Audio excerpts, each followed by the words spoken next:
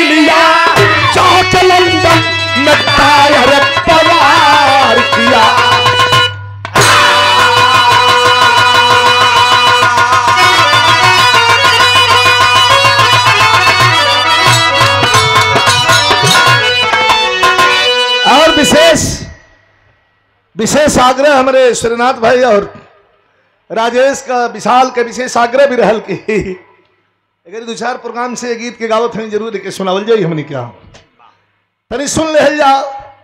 बाग जलिया का बदला चुका ही लिया। अगर प्रश्न आएगा तो लिखना पड़ेगा, कौन ऐसा वीर था जो दुश्मन के घर में घुस करके और हिंदुस्तान के मरे हुए लोगों के मौत का बदला ले लिया। उधम सिंह लिखना पड़ा। तनी से स्टोरी यहीं से शुरू होती है और भारत के वीरताई पर कवि ने फोकस किया है, प्रकाश डाला है। दुकान पर वीरताई ना बिकाले, वीरताई खून में होले। कवि का कहना बा कैसे?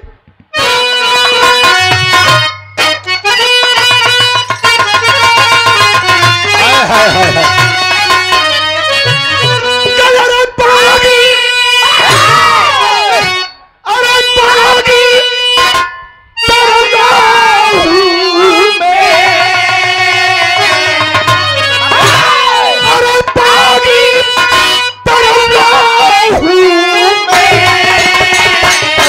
क्रांति की रवानी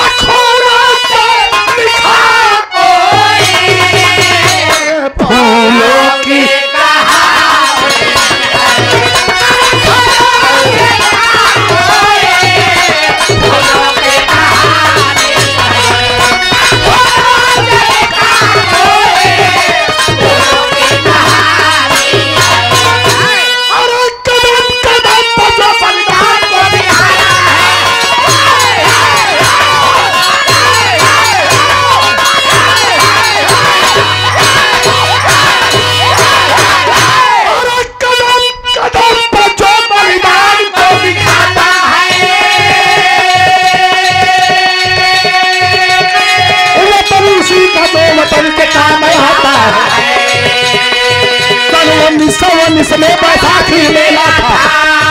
कहानी को समझते चलिए। कौन सन था?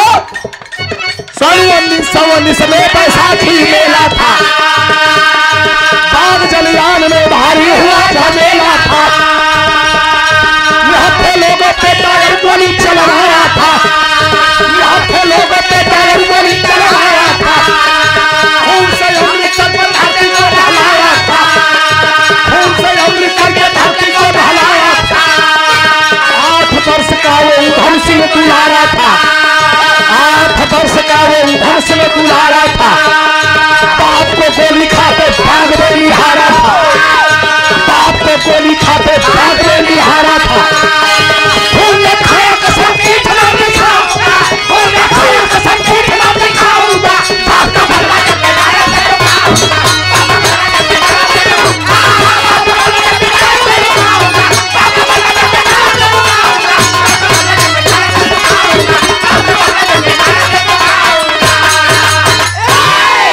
तनी बात के समझ ले। बिरहा रच हुआ समय बहुत सुनीला देखी, इकुल बिरहा बिरहा नहीं खे, इकुल बिरहा ब्रह्मास्त्र। जलिया वाले बाग में जे भाई गईल होई जे ना गईल होई हमरा नजर से देख ले। बिरहा रहे हमारा अमृतसर में आज के 15 साल 20 साल पहले करतार सिंह, तनी बात समझ रहे, करतार सिंह अपने बेटे को लेके जलिया वाले बाग में पहुंचे हैं। गोली चलने लगी, जनरल डायर के द्वारा लाशें गिरने लगी, लेकिन बाप का कर्तव्य है पकड़ करके बेटे को अपने पीठ के पीछे छिपा लेता है और सारी गोलियां अपने सीने में खा लिया और गिरने लगा तो अपने बेटे को अपने ही लाश के नीचे दबा दिया। खूनी खेल खेल के हरामजादा जब जनरल डायर बाहर निकला तो 8 वर्ष का बच्चा जिसका नाम उधम है बाहर निकला और निकल करके बाहर एक झलक जलिया वाले बाग के ग्राउंड में देखा, चित्कार मची हुई है। जो लोग मर गए हैं उनकी बॉडी शांत है, जो लोग अभी जिंदा हैं उनके मुंह से आया चित्कार निकल रहा है, चीखें निकल रही है। भाग करके घर आया, इंटरमीडिएट तक की परीक्षा पास किया, लेकिन जब जंग जवानी का सुरूर बदन में आया, 19-20 साल की उम्र हुई है, तो भाग करके बागियों के खेमे में पहुंचा और जा करके कहा कि मैं भी बागी बनना चाहता हूं। अरे लड़के क्यों बागी बनना चाहते हो? वह लड़का 8 साल वाला भोगल 18-20 साल को इंटर पास कर लिया, क्यों बागी बनना चाहते हो?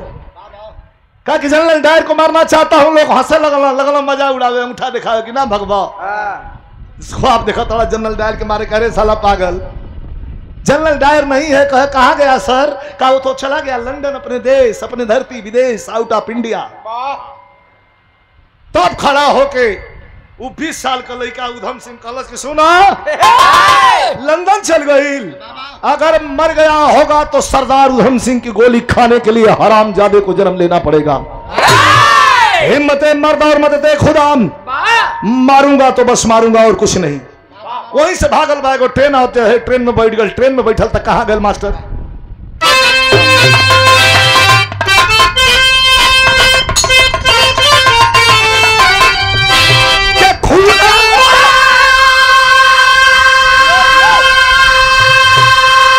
अरे खूना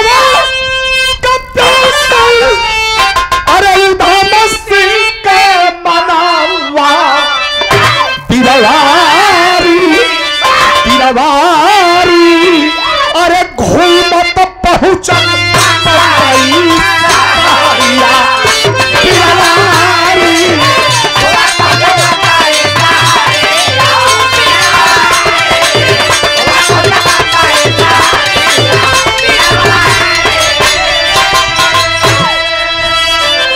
लंदन आया, आगल बम्बई, समुंदर के किनारे बैठल बा, कट टू कट बैठ के सोच रहल बा कि लंदन जाए के बाद कैसे जाई, कैसे मारब, पैसा है ये नहीं के।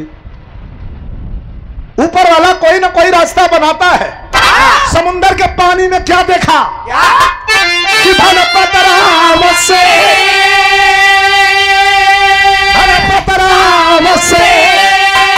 करे खाए की कुमारिया, अरे सगरे में अरे गोरिल्ला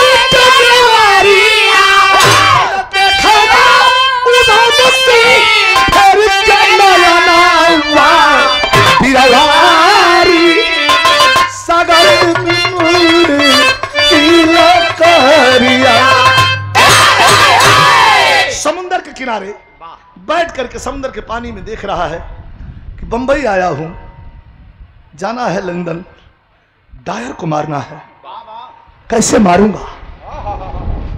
तब तक समुद्र के पानी में नजर पड़ गई। तन देखिए बिरहा बहुत सुन ले, देखा रचना समुद्र के पानी में नजर पड़ गई। तो उधम सिंह देखता है समुद्र के पानी में कि समुद्र का पानी में एक नैया बोट, और बोट पर लड़की, और लड़की पर खूबसूरत जवानी, एक जवान लड़की, धनपत राव सेठ 3 फैक्ट्री का मालिक। वो अभी दलित परिवार से थे। दलितों को कहीं भी इन लोगों ने न इतिहास में के पन्ना में जगह दिया, न कहीं लोग आगे बढ़े का कोशिश कर, लोग हमेशा मिटाया गया, इतिहास से मिटाया गया, समाज से मिटाया गया। हमेशा दलितों पर इनका हंटर चलता रहा है, मनुवादियों का, समाजवादियों के, मनुवादियों का, सामंतवादियों का। अब तो समाजवादियों ने प्रण ठाना है। श्री अखिलेश यादव जी ने पीडीए तैयार कर लिया है, पिछला दलित अल्पसंख्यक मिलकर के, और ऐसी निकम्मी सरकार को उखाड़ करके फेंकने के तैयारी में 27 में जनता भी तैयार है, लोग भी तैयार हैं, और हम लोग भी तैयार हैं, या पीडीए भी तैयार है। तो कवि जी भाव लिखते हैं, धनपत राव सेठ की बिटिया, बड़ी सुंदर नाम है रेखा, समुद्र के पानी में बोर्ड लेकर के, नैया लेकर के किलकारी मार रही है, खेल रही है। देखना उधम से कहना कि अरे बड़ी मन बढ़ू बे रही, लेके बोडवा हैसे हैसे घुमावतिया, कहीं डूब ही न जाओ। लेकिन रचना देखी, एक मुहे मुहे लोग गाय ले बा, कैसे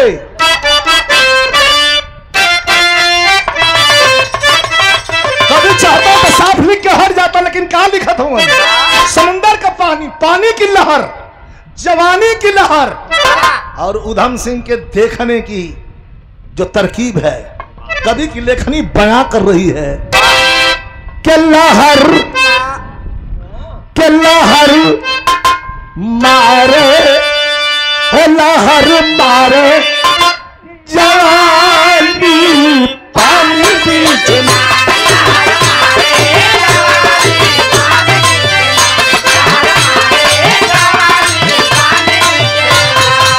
अरे लहर मारे जवानी पानी पीछे, पानी पीछे, अरे हाँ पानी, अरे हाँ के हुआ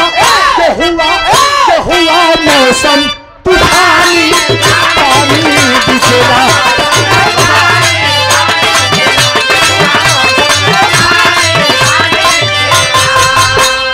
समुद्र में ज्वार भाटा उठ गल, तूफान आ गई।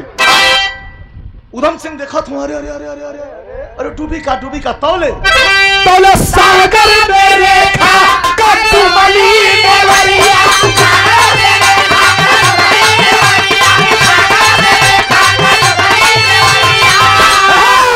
कि सागर में रेखा कटुमली देवरिया, बोले बागी उधम सिंह पड़ली नजरिया।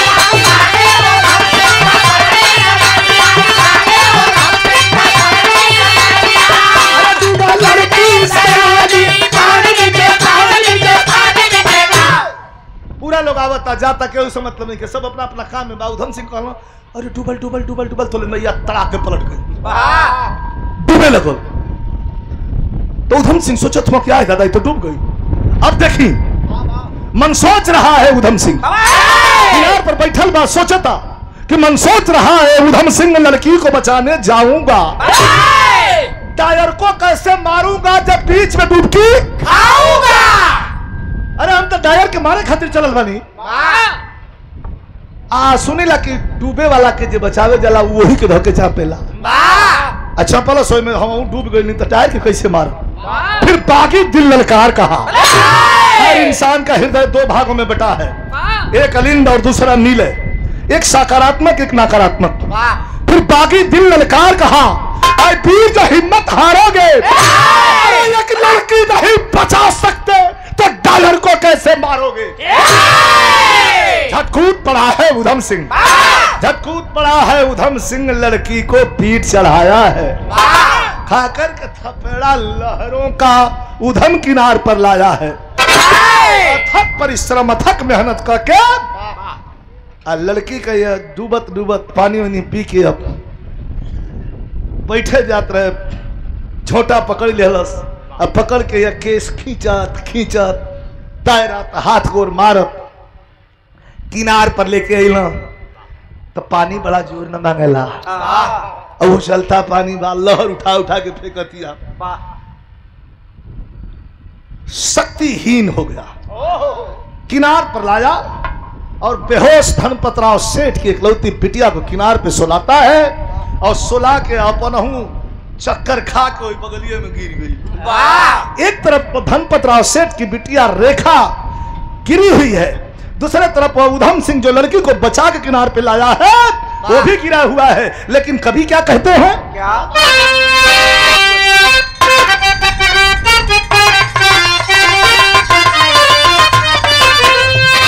अरे सोया सूरज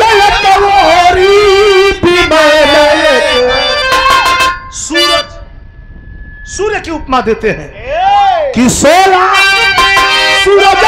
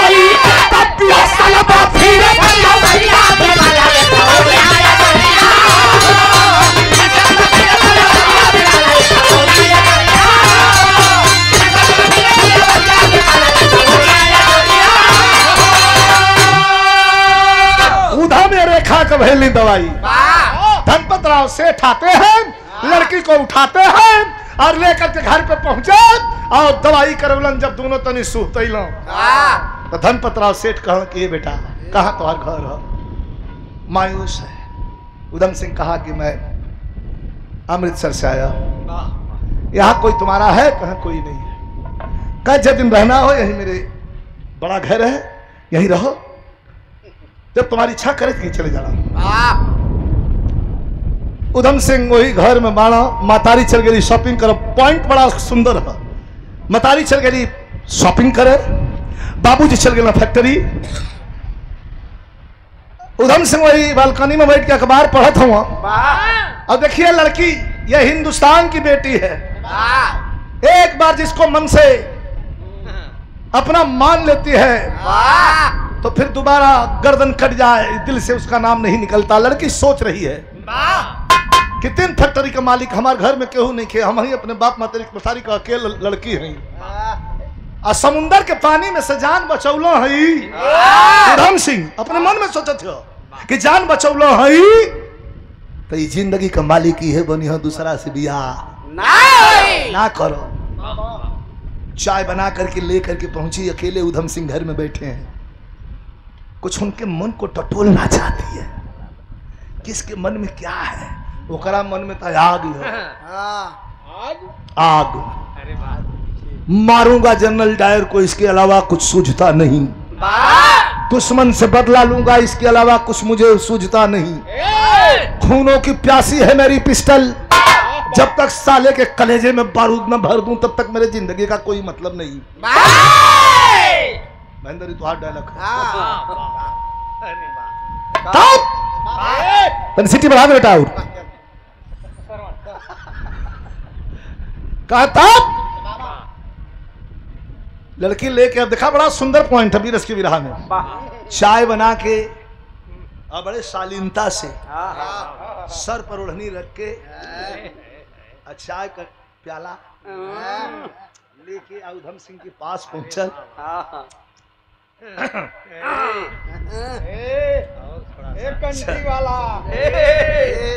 मत बोला, देख ले बाबू, इनमें सुरीला बात चले थे, इनमें बेसुरा चिल्ला था। बिना मतलब करूं बताइए, इतना बढ़िया बात कर रहे तो मैं बोल दिला लूं खत्म हो गया। हाँ औरत है यार, जा रही है वो में घुघरू घंटी वाला कहाँ से आओ। दबा ले जाके उधम सिंह के सामने खड़ी भाई, उधम सिंह देखला नजर उठा के कहले कि भैया कल यहाँ तो शर्ट आ पैंट टी शर्ट आ पैंट में मारो बालू के रतवा पर घूमत रहलू ऐसे ऐसे अरे मेरा ऐसे क के आओ तो रुखा बात बात जाके कहत है का आ जा यार गुरु जाके कहे बस श्रृंगारिका लाइन है क्यों घर में नहीं खे कलश के पीले अरे पागल उधम सिंह घुसको लगना अरे का हो कह के पीले अरे पागल सुराही भरो जान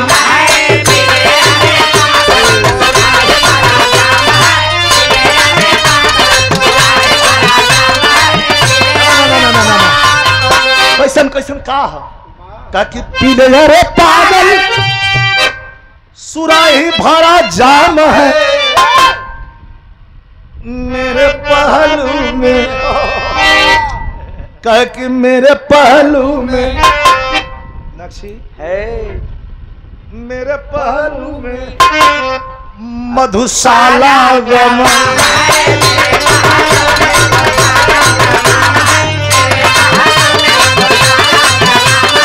ये लड़की क्या कह रही है तब खुलल कह कि बिना प्यार का अच्छा तो ये बात बा लड़की की रेखा कर रही है उधम सिंह से कि बिना प्यार का कोई जीवन नहीं है प्यार भरी जिंदगी का दुनिया में नाम है खड़ा हो गया उधम सिंह लंबी सांस लिया कहा थोड़ा बैक पीछे चलो चाय का प्याला लेके लड़की पीछे हट गई कहना सुनू जाम जबरी पिलाना बुरा है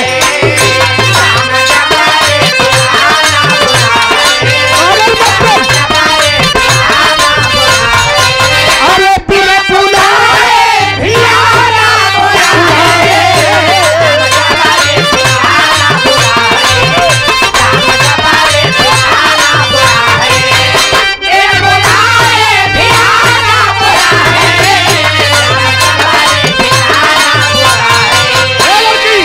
रिखवा कलश का सब कुछ गलत कही का हाँ गलत तू जाम पिलाने की बात कर रही है तो सुन हम कौन है तू जाम अरे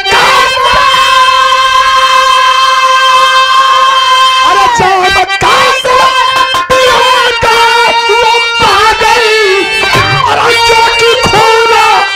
प्यासा हुआ है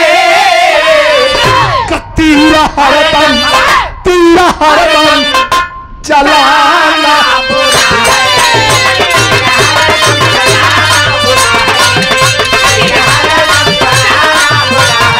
अरे चूक जाए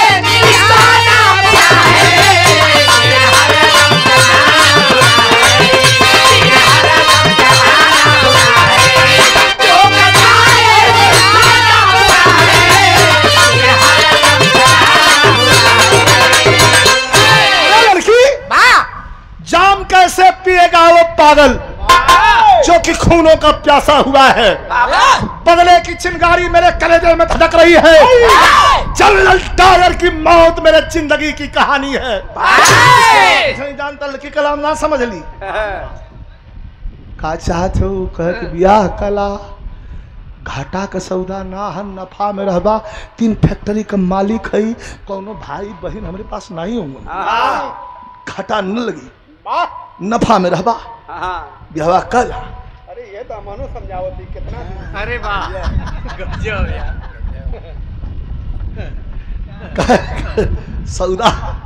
सौदा देखा गाड़ी सीधा जाले जब तू मतलब कपाइट कराला तो ठीक ना लगे ना सही चला बराबर चला ना अरे ये अगुवाई मने को हो जाता मने के हाथ से कोनो दिक्कत रहला अरे थोड़ा मत नहीं ठीक है कोनो बात ना है तो धर्म का काम हो लेकिन इनके बतियावे के जगह है ऊपर बतियावे की जगह ना ना मंथन कहने के मंच पर कबा तो का करें बिरवा रोक के मनाई है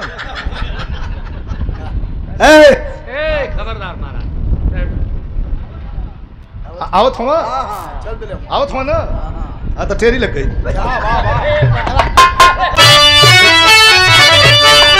क्या शादी की बात करती है? अरे तगली मेरी शादी हो गई है। कहा गलत गलत गलत। शादी हो गई हो झूठ बोलत हुआ। अब सवेरा माई बाबू से बात हो तो काला की ब्याह नहीं भलो इतने में शादी हो गई। कहना सुन सुन सुन उधम सिंह कहा तुम घर में लड़की धनपतराज सेठ की बिटिया और उधम सिंह दोनों के बीच में वार्ता हो रही है, कोई है नहीं। लेकिन का कहलन उधम सिंह? अरे जवानी इसकी बारी बढ़ गई। अरे बाबा सर्प कफन है उधम सिंह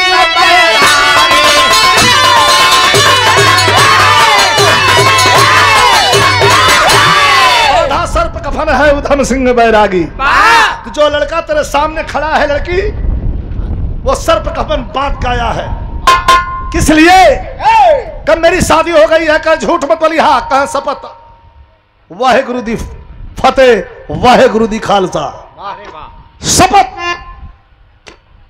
शादी हो गई है। किससे शादी हुई है बताता हूं। मेरे दुल्हन का नाम जानना चाहेगी आप लोग। अचंभित हो जाएंगे। इतनी बड़ी दीवानगी इतना बड़ा पागलपन देश के लिए। उधम सिंह कहा मेरी शादी किससे हुई है? अरे तपक के बोला। अरे तपक के बोला उधम सिंह बैरागी सुंदर फांसी से आए गई रेखा मेरी शादी।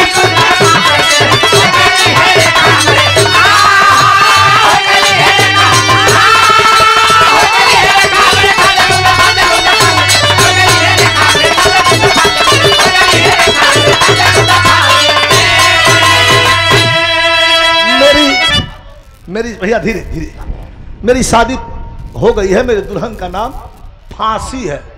क्या फांसी? सीता गीता अनीता पुनीता मीनाक्षी ऐसा कुल नाम बहुत बा। लेकिन फांसी कोनो लड़की का नाम ये हमारा समझ में नहीं खे।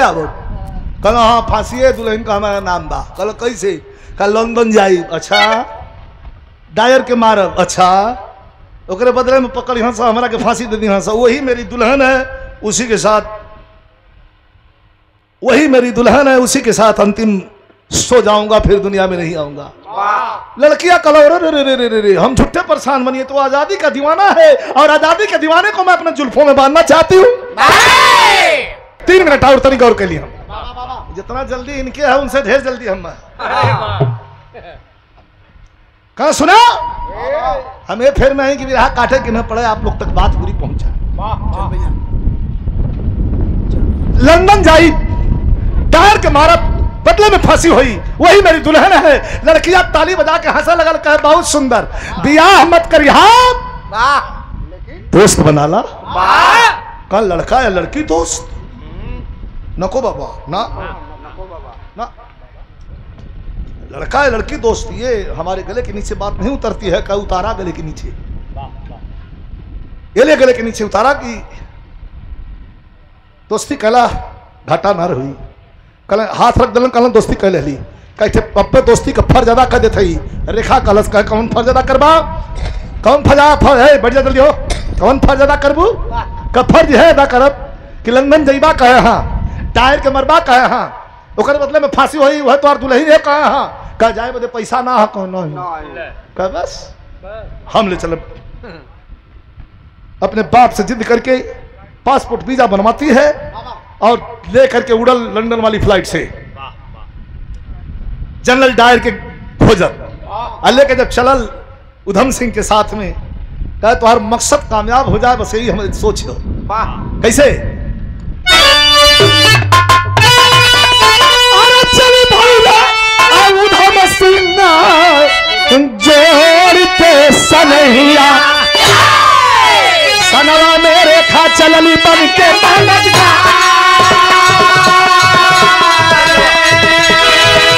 वही लंदन में आके दूध कर पाया नवा से टूटिए फला है अब एक दिन पड़ल कबार पर नजरिया अब मीटिंग में लाएगा दौड़ समाचार। एक दिन दोनों बैठा 15 दिन बीतल लंदन में अतल अखबार आ गए। अखबार द लंदन न्यूज वही पर लिखल रहल कि जनरल डायर बगल के ग्राउंड में आ रहे हैं, कल उनका भाषण है। रेखवा कल की अब कथा कथुआ कहाँ, धन्यवाद, तैयार हो जा।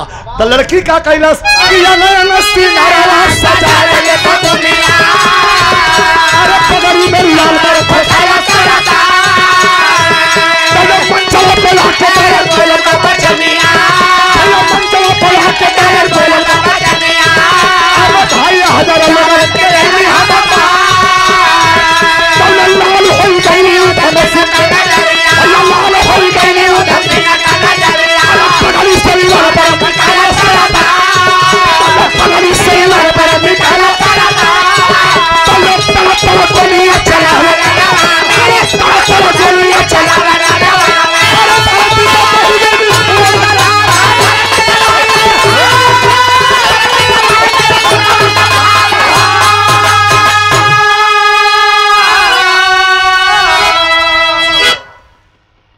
जनरल डायर आ गए मंच पर बोलल कि मैं वही जनरल डायर हूं जो जा करके इंडिया में कुत्तों की मौत 2500 लोगों को मारा था जलियांवाले बाग में।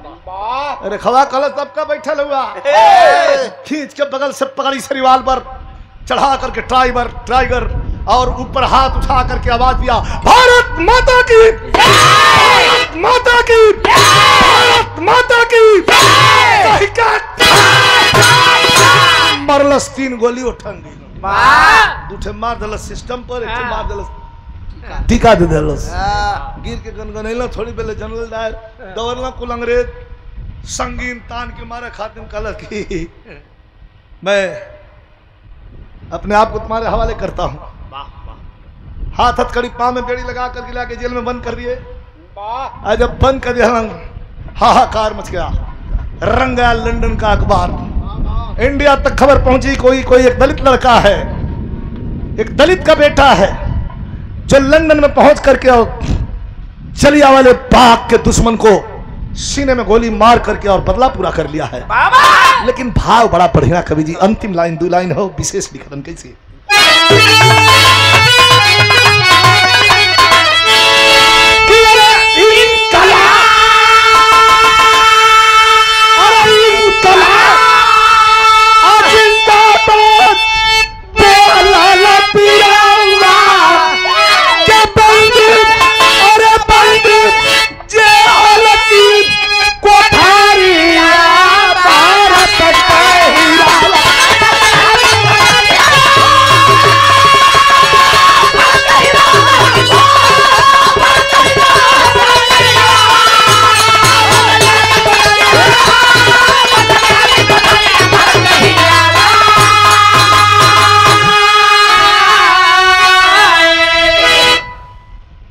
फांसी की सजा सुनाई गई। जरा 2 मिनट विशेष ध्यान दे।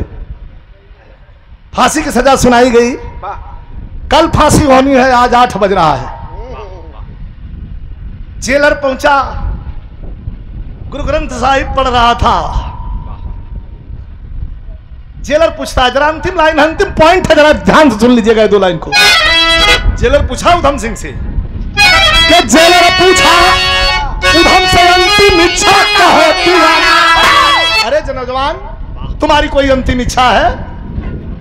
कल तुम्हें बोलो माता 12 बजे कल तुम्हें फांसी पे चढ़ना है, 12:30 पे। कोई तुम्हारी अंतिम इच्छा है? कहा है क्या? कहा कि मेरे चिता की राखी वस्तु भारत में पहुंचाना, कर खवा से बीमारिया भारत का। आंखें नम हो गई, आंसू आ गया। उधम सिंह कहा कि दुनिया में कोई नहीं है। बाप के सीने में गोली मार दिया इस हरामजादे ने। माई हमरे खौफ में मर गई। परिवार में अकेला बचा हूं। ऐसे तो मेरा हिंदुस्तान मेरा परिवार है, लेकिन एक विशेष शख्सियत है। शख्सियत इसलिए कह रहा हूं कि वह लड़की नहीं, वह आदि शक्ति है, जिसने मेरे मंजिल में, मेरे मकसद में कामयाब होने के लिए अथक परिश्रम करके मुझे लंदन तक पहुंचाया है। रेखा से मिलना चाहूंगा, जरा पॉइंट नोट करिएगा। भाग करके तुरंत रेखा के पास पहुंचे लोग। 2 ठे पुलिस लेके रेखा के पहुंचना जेल में। लंदन की जेल में बंद था।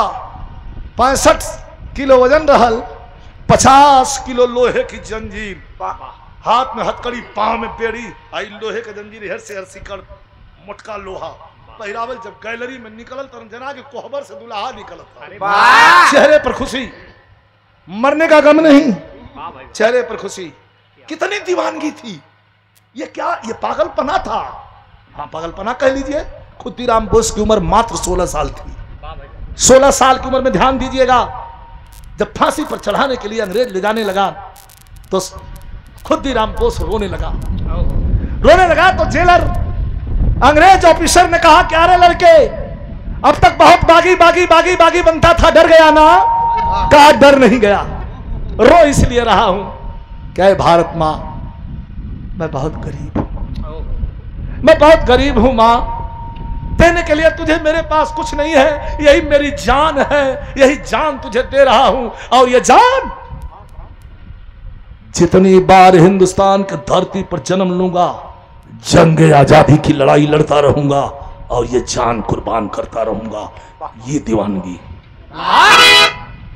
रेखा आके खड़ी भई, ला के निकलल बहरे, आंखें चमक गई, आंखों में हल्का हल्का आंसू है और दिल में खुशी है। मन जी तो करता है कि मैं तेरा पैर छू लूं। रेखा का हाथ जोड़ रहा है, कहा धन्यवाद, थैंक यू, मेरे पास कोई शब्द अल्फाज नहीं कि मैं तेरा वेलकम करूं, स्वागत करूं।